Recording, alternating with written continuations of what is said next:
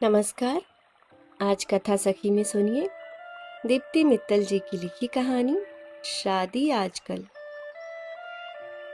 आज सुबह सुबह 30 साल के good looking handsome IT engineer Prashant Shukla के घर में वही इमोशनल ब्लैकमेलिंग का सीन चल रहा था जो उसकी उम्र के बैचलर वेल टू डू लड़कों के घर में अक्सर चलता है। खासकर तब जब घर वालों को लड़के के लिए कोई सुटेबल मैच नजर आ जाए और लड़का उसकी तरफ देखने को भी तैयार ना हो। फिर साम दाम दंड भेद हर नीति अपनाकर माँ बाप के द्वारा उसे घेरने की तैयारी की जाती है। प्रशांत की मेज पर कल से एक खूबसूरत लड़की की मैट्रिमोनियल फोटो पड़ी हुई थी। उसकी एक नज़र के इंतजार में। नाम था शुभांगी जोशी। उसी आईटी पार्क की एक कंपनी में एचआर मैनेजर, जहां पर प्रशांत की कंपनी। फोटो पर उड़ती सी नजर पड़ी तो प्रशांत को वो चेहरा जाना पहचाना लगा। शायद कभी किसी कैफे में, चाय की टपरी पर या फिर राह चलते देखा होगा उसे। खिला खिला सा हंसमुख चेहरा था जिस पर स्ट्रेट सिल्की शोल्डर कट बाल झूल रहे थे। कुछ देर प्रशांत की नजरें उस फोटो पर ठहरी रहीं, लेकिन फिर पलट गई। कल ही उसके बहुत अच्छे हमउम्र दोस्त का डाइवोर्स केस फाइल हुआ था। उस खबर की कड़वाहट अब तक महसूस कर रहा था वो। पिछले साल ही तो उसकी शादी में जमकर नाचा था। दोनों मेड फॉर ईच अदर लगते थे। मगर साल भर के अंदर ही प्यार का सारा बुखार उतर गया था और म्यान से तलवारें बाहर आ गई थीं। तब से तो प्रशांत को शादी का मतलब सीधा सुसाइड नजर आने लगा था और उसका अभी सुसाइड का कोई इरादा नहीं था। प्रशांत की मां रजनी कल सुबह से ही उस पर भड़की हुई थी, क्योंकि वह उसके लाए हर रिश्ते को नजरअंदाज कर रहा था। रजनी ने पूरा दिन अबोला रखा, रात को खाना भी नहीं खाया। मगर प्रशांत अपनी भीष्म प्रतिज्ञा से टस से मस न हुआ। अभी मुझे कम से कम 3 साल शादी नहीं करनी, उसके बाद जहां बोलोगी कर लूंगा। यह प्रतिज्ञा प्रशांत की मां तब से सुन रही थी जब वह 25 साल का था और उसे एक मल्टीनेशनल कंपनी में जॉब करते हुए 3 साल हो गए थे। फिर वह 4 साल के लिए यूएस चला गया। उसके आते ही रजनी और प्रशांत के पिता पवन शुक्ला चाहते थे कि 30 लगने से पहले प्रशांत की शादी हो जाए, क्योंकि 30 के बाद लड़की वालों को लड़के की उम्र बताते हुए कुछ अच्छा नहीं लगता। और उधर से भी पहला डाउटफुल सवाल यही आता है, इतनी उम्र हो गई, अभी तक क्यों नहीं हुई लड़के की शादी? क्या कोई कमी है उसमें? 3 साल तक शादी न करने की भीष्म प्रतिज्ञा लिए हुए प्रशांत को पूरे 5 साल हो चुके थे, लेकिन वे 3 साल थे जिनमें अभी तक एक दिन भी नहीं घटा था। यह कौन सा गणित था, रजनी को कभी समझ नहीं आया। मगर अब अपने होनहार बेटे से बहस करने की शक्ति उसमें नहीं बची थी। इसलिए आज सुबह उसने वही हथियार चलाया जिसे चलाने में वह निपुण थी और जिसकी धार से उसने पूरे घर को अपने कंट्रोल में रखा हुआ था। उसके आंसुओं की धार। आंखें सूजकर लाल हो गई थीं। जुबान बिना रुके ऐसे बुदबुदाए जा रही थी जैसे कोई अखंड पाठ चल रहा हो। पहले दर्द सह सह कर इन्हें पैदा करो, फिर पूरी जवानी इन्हें पालने में लगा दो, फिर अपनी सारी जमा पूंजी इन्हें सेटल करने में स्वाहा कर दो, और जब बुढ़ापे में अपने सुख के लिए कुछ मांगो तो फिर ये माई लाइफ माई चॉइस का अलापने लगते हैं। अरे आज घर में शादी होगी, बहू आएगी तो हमें भी कुछ सुख मिलेगा, हमारे भी अरमान पूरे होंगे, नाते रिश्तेदारों से नेक शकुन के लेन देन निपटेंगे।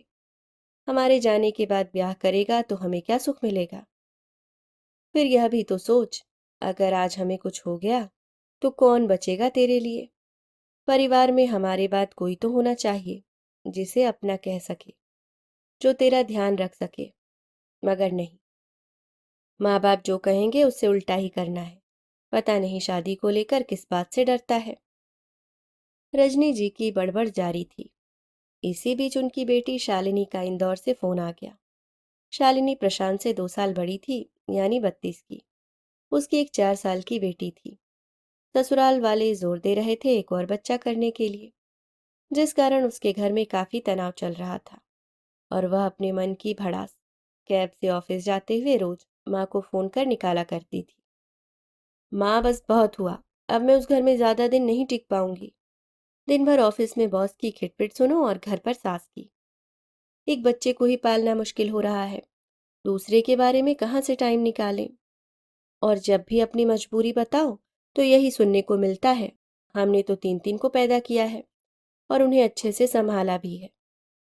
अरे आप ही बताओ, उनके टाइम में क्या औरतें बाहर के काम संभालती थीं, जॉब करती थीं, ऐसी स्ट्रेसफुल लाइफ जीती थीं। यहाँ खुद को नहीं संभाल पा रहे, एक और बच्चे को कैसे संभालेंगे। बहुत हुआ माँ, अब मैं ज्यादा दिन यह नाटक नहीं झेलने वाली। इंडिपेंडेंट हूँ, अलग होकर रह लूंगी। बेटी का अल्टीमेटम सुनकर रजनी घबरा गई। ऐसा नहीं कहते बेटी, दामाद जी की तो सोच, वो तो तुझे कुछ नहीं कहते। यही तो प्रॉब्लम है माँ, उनकी माँ मुझे कुछ भी कहती रहे, वे कभी किसी को कुछ नहीं कहते। एक बार कोशिश की थी उन्होंने अपनी माँ से बात करने की, जोरू के गुलाम का तमगा लेकर लौटे थे उनके कमरे से। तब से उन्हें कुछ नहीं कहते, जो सुनना पड़ता है मुझे ही सुनना पड़ता है। बेटी के फोन आने का और कुछ फायदा हुआ हो या ना हुआ हो, लेकिन रजनी जी का माइंड डाइवर्ट होने से उनका सुबकना और बड़बड़ाना रुक गया था। मौके का फायदा उठाकर प्रशांत कमरे से बाहर निकला और माँ पर पलटवार किया। देखा, एक की शादी करके अरमान नहीं निकले जो मेरी कराने चली हो। अगर मैं आज शादी कर लूंगा तो इस घर में भी वही कहानी दोहराई जाएगी जो दीदी के घर में चल रही है, बस किरदार बदल जाएंगे। क्या फालतू की बकवास करता है? इसमें फालतू की क्या बकवास है माँ? आपकी जनरेशन का माइंडसेट एक ही है, बहू पढ़ी लिखी आए, प्रोफेशनली क्वालिफाइड, जॉब भी करे, लेकिन ऑफिस से घर आकर किचन भी वही संभाले, बच्चे भी पैदा करे, उनकी पढ़ाई लिखाई भी देखे और अपना करियर भी। यही दीदी की सास का माइंडसेट है और यही आपका भी है। मेरा कहाँ ऐसा माइंडसेट है? तू एक बार बहू तो ले आ, देखना, मैं उसे कुछ नहीं कहूंगी। कैसे कुछ नहीं कहोगी? जिस रिश्ते के लिए इतनी लड़ाई चल रही है घर में, वो लड़की भी 10 घंटे की नौकरी कर रही है, थक हार कर घर पर आएगी, फिर क्या उसका मन करेगा किचन में काम करने का? और मैं तो कर नहीं सकता, क्योंकि मुझे तो आपने कभी किचन में आने नहीं दिया, कभी कुछ नहीं सिखाया। ये कहकर कि रसोई के काम लड़कों के नहीं हैं। आजकल की लड़कियां लड़कों वाले सारे काम कर रही हैं, मगर लड़के लड़कियों वाले काम नहीं सीख रहे। फिर क्या होगा घर में सिवाय कलेश के। और फिर वो भी अपनी माँ को ठीक ऐसे ही रोते रोते फोन करेगी जैसे दीदी आपको पिछले 6 सालों से करती हैं। देख बेटा, लड़कियों को घर तो संभालना ही पड़ता है। रजनी तमक कर बोली। यह आपका सोचना है माँ, आजकल लड़के और लड़कियों की सोच में फर्क नहीं। जब दोनों कमाते हैं तो फिर घर भी दोनों को ही संभालना होगा। आप पूछ रही थी ना किस बात से डरता है? बस इसी बात से डरता हूँ कि क्या क्या संभालूंगा शादी के बाद, ऑफिस, घर, बीवी, माता पिता। फिर लगता है जैसा चल रहा है वही बढ़िया है। और रोज अपने कलीग के घर में चल रहे इन्हीं ड्रामों के किस्से सुनता हूँ। बात यह है कि आप जैसे सो कॉल्ड मॉडर्न पेरेंट्स ने अपनी लड़कियों को कमाना तो सिखा दिया, लेकिन अपने लड़कों को घर संभालना नहीं सिखाया। इसलिए आज शादी में बैलेंस बिगड़ रहा है, जिस वजह से आज मुझे शादी एक डरावना सपना नजर आ रहा है। और ये सिर्फ मेरे साथ नहीं है, आजकल सभी लड़के लड़कियों के साथ ऐसा ही हो रहा है। मगर बेटा कब तक अकेले रहोगे? कंपेनियनशिप तो हर किसी को चाहिए, एक प्यार भरा साथ हो, हाथों में हाथ हो। रजनी जी ने अपना सुर बदला। तो उसके लिए शादी की क्या जरूरत है माँ? आजकल कंपेनियनशिप बिना शादी के भी मिल जाती है। Don't worry about that. Prashant जुमला उछालकर वापस कमरे में चला गया। यह सुनते ही रजनी जी फिर तिलमिला उठी।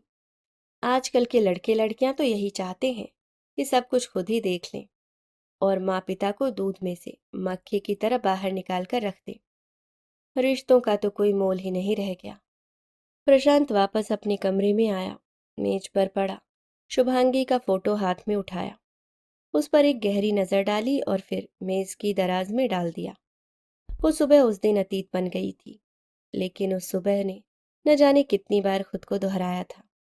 फिर एक दिन रजनी जी और पवन थक हार कर चुप होकर बैठ गए और प्रशांत को उसकी किस्मत पर छोड़ दिया। अब प्रशांत का पूरा फोकस करियर पर था। आते जाते कभी कभी उसे शुभांगी जोशी दिख जाती थी, कभी आईटी हब की पार्किंग में, कभी किसी फूड कोर्ट पर। दिल में एक टेस सी उठती, मगर आजकल की शादियों का हाल देख वह खामोश रह जाता। देखते ही देखते 6 साल गुजर गए थे। इसी बीच प्रशांत के पिता का देहांत हो गया था और माँ रजनी ज्यादातर बड़ी बहन शालिनी के पास रहा करती थी, उसके दूसरे बेबी को संभालने के लिए।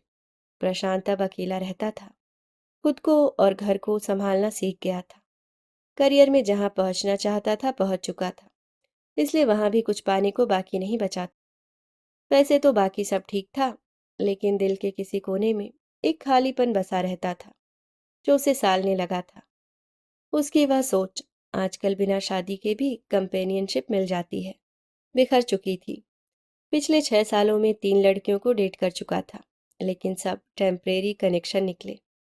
परफेक्शन को ढूंढते, गिव एंड टेक की समीकरण में उलझे कच्चे रिश्ते। प्रशांत ने जिंदगी में इतना तन्हा खुद को कभी महसूस नहीं किया था जितना आजकल कर रहा था।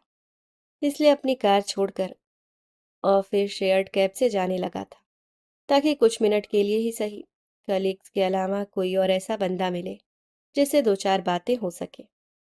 आज प्रशांत जिस कैब से ऑफिस जा रहा था, वह बीच में एक रेजिडेंशियल सोसाइटी में रुकी, एक पिकअप के लिए।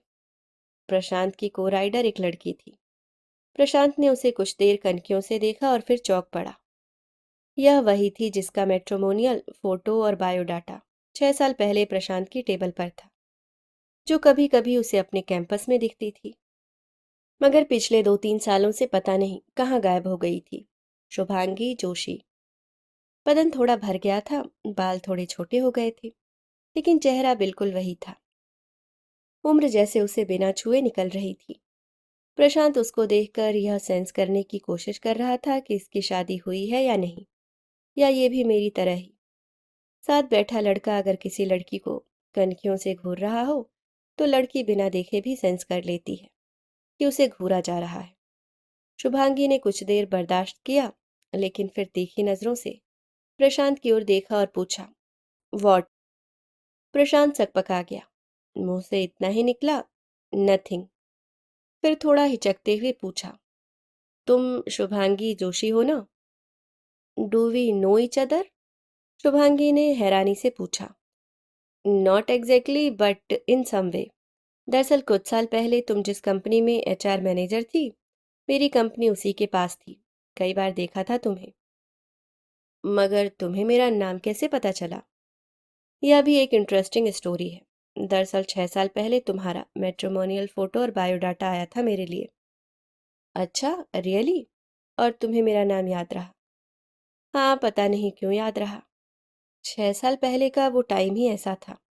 मेरे पेरेंट्स ने शायद ही किसी बैचलर का घर छोड़ा हो जहाँ मेरा फोटो और बायोडाटा ना भिजवाया हो।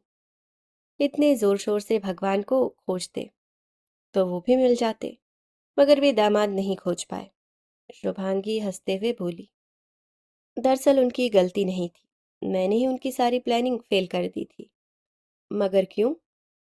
मुझे शादी जो नहीं करनी थी, एक पढ़ी लिखी इंडिपेंडेंट लड़की आजकल कहाँ पेरेंट के प्रेशर में आकर शादी करती है। 2 साल लग गए उन्हें यह बात समझने में, तब जाकर शांत बैठे। यानी तुमने अभी तक शादी नहीं की? नहीं, तुमने तो कर ली होगी। सुनकर प्रशांत हंस पड़ा। नहीं, मैंने भी नहीं की। आजकल के पढ़े लिखे इंडिपेंडेंट लड़के भी कहाँ माता पिता के प्रेशर में आकर शादियां करते हैं। ये सुनकर शुभांगी भी उसकी हंसी में शामिल हो गई। वैसे काफी टाइम से तुम्हें कैंपस में नहीं देखा था, कंपनी स्विच की क्या? नहीं, स्विच नहीं की थी। 2 साल के लिए लंदन गई थी, एक मैनेजमेंट कोर्स करने। पिछले महीने ही लौटी हूँ। वापस आकर उसी कंपनी को फिर से ज्वाइन कर लिया। एक्चुअली ये कोर्स मेरी कंपनी ने ही स्पॉन्सर्ड किया था। वाह, गुड। प्रशांत ने रिएक्शन दिया। What about you? शुभांगी ने पूछा। मुझे जो भी कोर्स करने थे सब कर डाले। अब बस ऑफिस जाता हूँ और काम कर लौट जाता हूँ। फिर अपना खाना बनाता हूँ और टीवी देखते हुए उसे एंजॉय करता हूँ। That's all. सैलरी बहुत है, मगर न खर्च करने का समय है और ना ही कोई लक्ष्य। बस चल रही है जिंदगी सुकून से। कोई girlfriend? I mean if you don't mind. थी मगर अब नहीं है। पता नहीं, शायद कुछ प्रॉब्लम है मेरे साथ। शायद कुछ अलग एक्सपेक्टेशंस है मेरी। मैं एक नॉर्मल रिलेशनशिप ढूंढता हूँ जिसमें कोई बनावटीपन ना हो, कोई शो ऑफ ना हो, जहाँ डेट पर जाने से पहले मुझे सोचना न पड़े कि कैसा लग रहा हूँ, अपने सफ़ेद होते बालों को छुपाना ना पड़े, जहाँ मुझे ये प्रेजेंटेशन ना देना पड़े कि मैं तुम्हारा किस तरह से ख्याल रखूंगा, तुम्हारे लिए यह करूंगा वह करूंगा। मेरे साथ अपनी लाइफ इन्वेस्ट करना तुम्हारे लिए फ़ायदे का सौदा होगा। ब्ला ब्ला। यू नो आजकल सब कुछ बहुत आर्टिफिशियल हो गया है, बहुत ऊपरी। प्रशांत की बातें सुनकर शुभांगी भी जैसे कहीं खो गई। Same with me. डेट पर जाकर बात करना ऐसा लगता है जैसे किसी कंपनी में इंटरव्यू देना, कि कैसे खुद को बेहतर दिखाकर दूसरे को इम्प्रेस किया जाए। जिसके सामने मैं बनकर नहीं रह सकती, तो उसके सामने मैं जाऊं ही क्यों। वैसे, क्या कभी अकेलापन नहीं लगता तुम्हें? लोनलीनेस की फीलिंग नहीं आती? इस बार शुभांगी ने जैसे प्रशांत की दुखती रग पर हाथ रख दिया था। कुछ देर वो गुमसुम बैठा रहा, विंडो से बाहर झांकते हुए, जैसे आसमान में शुभांगी के सवाल का जवाब खोज रहा हो। झूठ नहीं बोलूंगा, लगता है, बहुत लगता है। मैं तो अब इसी इंतजार में हूँ कि माँ झूठे से एक बार टोक दे, बेटा यह एक लड़की देखी है तेरे लिए, सही लगे तो रिश्ता पक्का कर दूं। एंड आई टेल यू, मैं बिना लड़की को देखे हाँ कर दूंगा। यह सुनकर शुभांगी खिलखिलाकर हंस पड़ी। इतने डेस्परेट हो शादी के लिए? एक बात मुझे समझ आ गई है, भले ही रिश्ते दिल से बनते हो, मगर निभते दिमाग से ही हैं। रिश्ते को चलाने के लिए हमें दिल का नहीं, अपने इंटेलेक्ट का इस्तेमाल करना पड़ता है। अगर एक बार यह तय कर लो कि रिश्ता निभाना है, तो फिर वह सूझबूझ से निभाया जा सकता है। कुछ समझौते करने होते हैं, मगर जिंदगी भर का साथ तो मिलता है। शायद तुम सही कह रहे हो। तुम्हें नहीं लगता अकेलापन? प्रशांत ने शुभांगी की आंखों में झांकते हुए पूछा। लगता है कभी कभी, बल्कि अक्सर लगता है। मगर फिर वे सब प्रॉब्लम्स दिखने लगती हैं जो मेरी बड़ी दीदी फेस कर रही हैं। करियर का प्रेशर, फैमिली का प्रेशर। जीजा जी को तो घरेलू जिम्मेदारियां दिखती तक नहीं है, दीदी को ही सब संभालना पड़ता है।